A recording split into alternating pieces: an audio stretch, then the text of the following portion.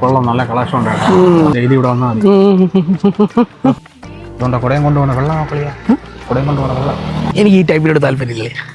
എനിക്ക് അത്യാവശ്യം മെച്യൂരിറ്റി, അനടിവ്, അതിനാണ് താല്പര്യം. അക്കനോട് താല്പര്യം.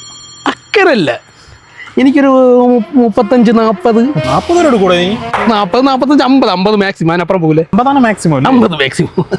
അമ്മൂമ്മ സേഫായി.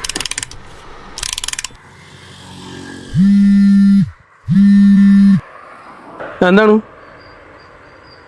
ഞാൻ പറഞ്ഞില്ല, വരുമ്പോൾ വെച്ചോണ്ടാന്ന് എന്നെ ഫോൺ വെച്ചാൽ മതി. വെച്ചിട്ട് പോയി എന്താടാ മരുന്ന് വെച്ചോണ്ട് ഞാൻ പറഞ്ഞു വെച്ചോടുക്കാം. അല്ലയാ, അമ്മയും അച്ഛനും നമ്മളെങ്ങനെ വിളിക്കുമ്പോൾ ദേഷ്യപ്പെടല്ലേ കേട്ടോ. അല്ലേ പയ്യന്മാരിടയിരിക്കുമ്പോഴേ. എനിക്ക് മനസ്സിലായി, ഞാൻ എല്ലാ കാര്യത്തിനും നിനക്ക് സപ്പോർട്ടാണ്, അറിയാലോ. പക്ഷേ നമ്മളെ വീട്ടുകാരെ നമ്മൾ നോക്കണം. അപ്പോൾ അവരെ നല്ലല്ലോ നോക്കിയാലേ നമ്മളെ ജീവിതത്തിൽ എഴുന്നേറ്റുണ്ടാവും.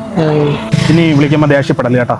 ഇല്ല, നീ അമ്മയെ തിരിച്ച് വിളിച്ചിട്ട് പറ, അമ്മ ഞാൻ ഇപ്പം മരുന്ന് വാങ്ങിച്ചോണ്ട് വരാമെന്ന് പറ. അത് ഭയങ്കര ഇതാണ്, അവർക്കൊക്കെ ഫീൽ ആവും. നമ്മളെ വളർത്തിയല്ലടാ അവർ കഷ്ടപ്പെട്ട്.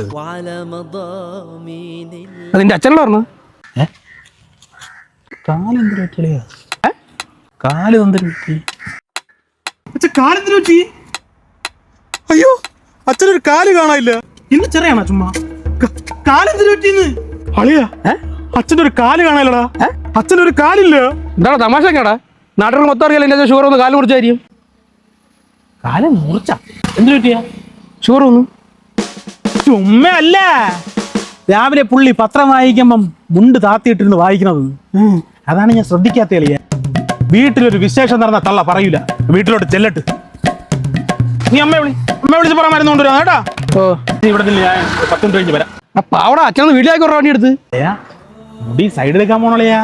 പുള്ളി നടന്ന് പകുതി ആകുമ്പോഴത്തേക്ക് ഞാൻ പോയിട്ട് വരാം. ഒറ്റക്കല്ലിൽ നിന്ന് ഇറങ്ങാം, പകുതിയാകും പോയിട്ട് കേട്ടോ. നീ അമ്മയെ വിളിച്ച് പറയാൻ മരുന്ന് വാങ്ങിച്ചോണ്ട് വരാം.